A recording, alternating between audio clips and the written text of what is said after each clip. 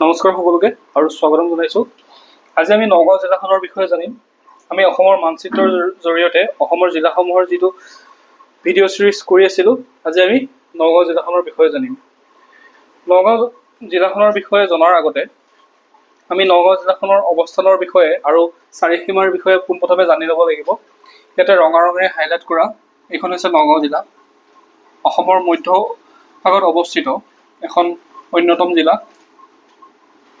তো নগাঁও জিলাখনৰ যদি আমি উত্তৰ দিশত চাওঁ, তেতিয়াহ'লে নগাঁও জিলাখনৰ উত্তৰ দিশৰে ব্ৰহ্মপুত্ৰ নদীখন বৈ গৈছে। উত্তৰ দিশত কি হ'ব? ব্ৰহ্মপুত্ৰ। ঠিক আছে। তাৰপিছতে আমি যদি পূব দিশত চাওঁ, পূব দিশত হ'ব এখন হৈছে গোলাঘাট আৰু আনখন হৈছে কাৰ্বি আংলং পূব, অৰ্থাৎ ইষ্ট কাৰ্বি আংলং বা পূব কাৰ্বি আংলং আছে আৰু গোলাঘাট আছে। তাৰপিছতে যদি আমি দক্ষিণ দিশত চাওঁ, তেতিয়াহ'লে থাকিব এখন হৈছে পশ্চিম কাৰ্বি আংলং, পশ্চিম কাৰ্বি আংলং আৰু আন এখন হৈছে হোজাই। হোজাইখন এসময়ত নগাঁৱৰ লগতে আছিলে সংলগ্ন হৈ, কিন্তু পিছত হোজাইখনক নতুন জিলা হিচাপে ঘোষণা কৰে। এখন হৈছে ৱেষ্ট কাৰ্বি আংলং বা পশ্চিম কাৰ্বি আংলং আৰু হোজাই। তাৰপিছতে যদি পশ্চিম দিশত চাওঁ, তেতিয়াহ'লে পশ্চিম দিশত থাকিব মৰিগাঁও, মৰিগাঁও আৰু পশ্চিম কাৰ্বি আংলং, পশ্চিম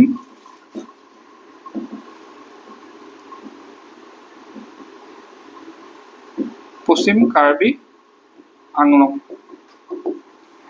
ঠিক আছে, মনত ৰাখিব। উত্তৰ দিশত গৈছে ব্ৰহ্মপুত্ৰ নদীখন বৈ গৈছে উত্তৰ দিশত। তাৰপিছতে পূব দিশত গোলাঘাট আৰু কাৰ্বি আংলং পূব, দক্ষিণ দিশত পশ্চিম কাৰ্বি আংলং আৰু হোজাই, আৰু পশ্চিম দিশত মৰিগাঁও আৰু পশ্চিম কাৰ্বি আংলং। ঠিক আছে, এইখিনি আছিলে বেছিক যিখিনি প্ৰাথমিক কথা আমি জানিব লাগে, এইখিনি আমি ইতিমধ্যে গম পালোঁ। তাৰপিছতে আমি নগাঁও জিলাখনৰ মেপৰ জৰিয়তে আমি নগাঁও জিলাখনৰ বিষয়ে জানিম। মই আপোনালোকক আগতে কৈ আহিছোঁ, এখন ব্ৰহ্মপুত্ৰ নদীখন উত্তৰ দিশেৰে বৈ গৈছে, এখন হৈছে ব্ৰহ্মপুত্ৰ নদী। তাৰপিছতে আমি নগাঁও জিলাখনৰ মূল নৈ বা উপনৈসমূহ যদি চাওঁ, এখন হৈছে কপিলী নৈ, এইখন আটাইতকৈ ডাঙৰ উপনৈ। ব্ৰহ্মপুত্ৰৰ দক্ষিণ পাৰৰ নগাঁও মাজেৰে বৈ যোৱা কপিলী নৈখন হৈছে আটাইতকৈ ডাঙৰ নৈ, ডাঙৰ উপনৈ। তাৰপিছতে বাকী কেইখন সৰু সৰু নৈ আছে, এখন হৈছে কলং নৈ আৰু আন এখন হৈছে ন নৈ। ঠিক আছে, কপিলী নৈ, কলং নৈ আৰু ন নৈ আৰু ব্ৰহ্মপুত্ৰ নদী।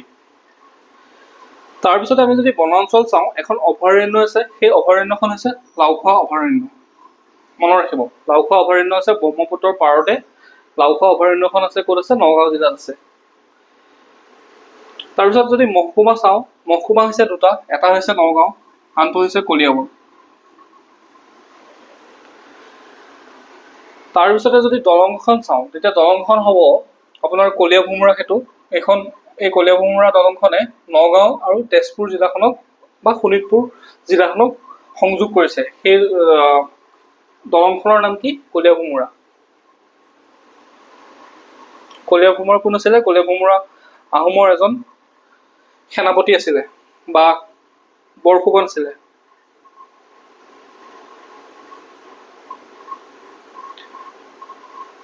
তাৰপিছতে যদি আমি নগাঁও জিলাখনৰ মুখ্য স্থানসমূহ বা গুৰুত্বপূৰ্ণ কেন্দ্ৰসমূহ যদি চাওঁ, তেতিয়াহ'লে আমি দেখা পাম, পোনপ্ৰথমে আমি নগাঁও জিলাৰ মুখ্য স্থানৰ কথা ক'বলৈ হ'লে আমি প্ৰথমতে নাম ল'ব লাগিব বৰদোৱা বা বটদ্ৰৱা। বটদ্ৰৱা থানৰ বিষয়ে নাম ক'ব লাগিব, কাৰণ এই বৰদোৱাতে মহাপুৰুষ শ্ৰীমন্ত শংকৰদেৱৰ জন্ম হৈছিলে আৰু ইয়াতে তেওঁ এই বৰদোৱা থান স্থাপন কৰিছিলে।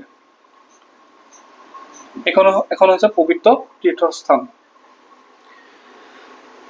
তাৰপিছতে শিলঘাট। শিলঘাট হৈছে এটা ব্ৰহ্মপুত্ৰৰ পাৰৰ এটা জাহাজ ঘাট, আৰু সেই জাহাজ ঘাটতে কেইবাটাও মন্দিৰ নিৰ্মাণ কৰা হৈছিলে। আহোম ৰজাসকলে এভাগ মন্দিৰ নিৰ্মাণ কৰিছিলে, সেই মন্দিৰভাগৰ নাম হৈছে কামাখ্যা দেৱালয়। তাৰ বাহিৰেও হাতীমূৰা মন্দিৰ আছে, আৰু ত্ৰিশূলধাৰী মন্দিৰ, সামন্তগিৰি মন্দিৰ, এনেধৰণৰ মন্দিৰসমূহ পোৱা যায়। আৰু এই শিলঘাটতে এটা ডাঙৰ মৰাপাট কল আছে, মৰাপাটৰ এটা উদ্যোগ আছে। এই শিলঘাটতে এটা মৰাপাট কল আছে, সেইটো কথা আপোনালোকে মনত ৰাখিব। তাৰ বাহিৰে কামাখ্যা দেৱালয়ৰ কথা মনত ৰাখিব, কামাখ্যা মন্দিৰৰ কথা। ইয়াতে কামাখ্যা মন্দিৰ ভাগ আছে, সেই মন্দিৰ ভাগো আহোম ৰজাই নিৰ্মাণ কৰিছিলে।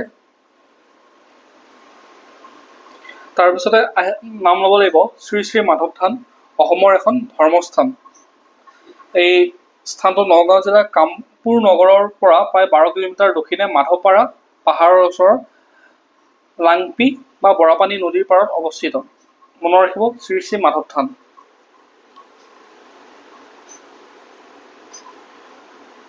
তাৰপিছতে আমি ইতিহাসৰ ফালৰ পৰা যদি চাওঁ, তেতিয়াহ'লে ইয়াতে এটা গড় দেখিম, সেইটো হৈছে জোঙাল বলহু। জোঙাল বলহু গড়। জোঙাল বলহু কোন আছিলে? এজন তিৱা ৰজা আছিলে, তিৱা সেনাপতি আছিলে। তেওঁ এই গড় নিৰ্মাণ কৰিছিলে, আৰু তেওঁ এজন তিৱা ৰজা আছিলে। ঠিক আছে, মনত ৰাখিব জোঙাল বলহু গড়।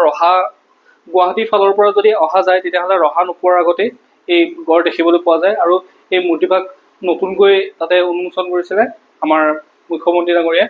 তো আপোনালোকে বাইপাছৰ একেবাৰে কাষতে এই গড়ভাগ দেখা পোৱা যায়। তাৰপিছতে আহিছে ফুলগুৰি ধেৱা, অসমৰ প্ৰথমটো কৃষক বিদ্ৰোহ কেতিয়া হৈছিলে? 1861 চনত অসমৰ প্ৰথমটো কৃষক বিদ্ৰোহ আছিলে ফুলগুৰি ধেৱা। আৰু এই কৃষক বিদ্ৰোহ সংঘটিত হৈছিলে ফুলগুৰিৰ কলং নদীৰ পাৰত।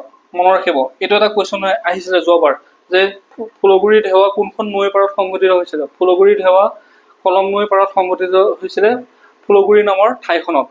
মনত ৰাখিব। আৰু ফুলগুৰি একদম কাষেৰে মাজেৰে কলং নৈখন বৈ গৈছে, আৰু সেই ঠাইতে ফুলগুৰি ধেৱা হৈছিলে। আৰু এই বিদ্ৰোহৰ মূলতে কাৰণ আছিলে কানিৰ ওপৰত টেক্স লগাই দিছিলে, কৰ লগাই দিছিলে, আৰু কানি খেতি বন্ধ কৰি দিছিলে। আৰু সেইকাৰণে কৃষকসকলে এই বিদ্ৰোহ কৰিছিলে। সেইকাৰণে এই বিদ্ৰোহক কানিয়াৰ বিদ্ৰোহ বুলিও জনা যায়। তাৰপিছতে আহিল কন্দলী। বাদুলী খুৰুং এটা প্ৰবাদ মতে এসময়ত বাদুলী খুৰুঙত এখন নাৰী ৰাজ্য আছিলে।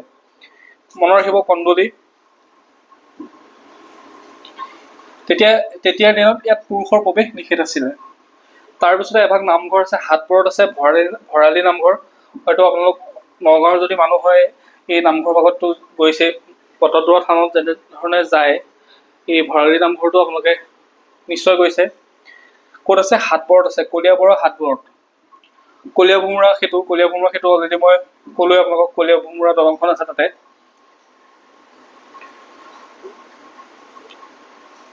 তাৰপিছত এটা জলপ্ৰপাত আছে, ৱাটাৰফল আছে, চম্পাৱতী জলপ্ৰপাত। ক'ত আছে এইটো? চাপানলাত আছে। চামগুৰিৰ পৰা বা পুৰণিগুৰিমৰ এনেকৈ ভিতৰেদি যদি সোমাই যায়, তেতিয়াহ'লে সেই চাপানলা এই জলপ্ৰপাতটো আছে। আৰু জলপ্ৰপাতটোৰ নাম কি? চম্পাৱতী। এইটো এটা পিকনিক স্পটো হয়, ইয়াতে বহুত মানুহ পিকনিক খাবলৈ যায়। তো বহুতে মূল জলপ্ৰপাতটোত নেদেখেগৈ, সেই গৈ অহা সেইখিনিতে পিকনিক খায়। কিন্তু মূল জলপ্ৰপাতটো দেখিবলৈ বহুত ধুনীয়া। মই ইয়াতে গৈছোঁ, বহুত ভিতৰলৈ আছে, পাহাৰ বগাই যাব লাগে। তাৰপিছত মহামৃত্যুঞ্জয় মন্দিৰ সকলোৱে জানে, ভাৰতবৰ্ষৰ আটাইতকৈ ডাঙৰ ওখ শিৱলিংগ মন্দিৰ হৈছে মহামৃত্যুঞ্জয় মন্দিৰ।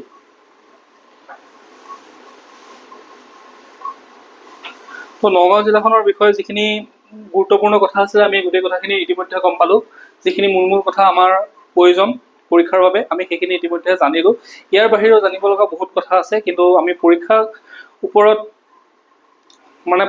আমি লক্ষ্য কৰি পেলাই যিহেতু পঢ়িছোঁ, সেইকাৰণে আমি পৰীক্ষাত যিসমূহ আহিব পাৰে, আমি সেই তথ্যসমূহে ইয়াতে উপস্থাপন কৰিবৰ কাৰণে চেষ্টা কৰিছোঁ। যদি ভিডিঅ'টো ভাল পাইছে, তেতিয়াহ'লে লাইক কৰিব। কিবা সুধিব লগা থাকিলে কমেণ্টত সুধিব পাৰে। আৰু চেনেলটো ছাবস্ক্ৰাইব কৰি ল'ব। আপোনালোকে চেনেলটো ছাবস্ক্ৰাইব নকৰে, ভিডিঅ'টো চাই কিন্তু চেনেলটো ছাবস্ক্ৰাইব নকৰে। ইমান কষ্ট আপোনালোকৰ কাৰণে কৰোঁ যিহেতু, তো চেনেলটো ছাবস্ক্ৰাইব কৰিব। আৰু নটিফিকেশ্যন বেল আইকনটো প্ৰেছ কৰি ল'ব। ধন্যবাদ।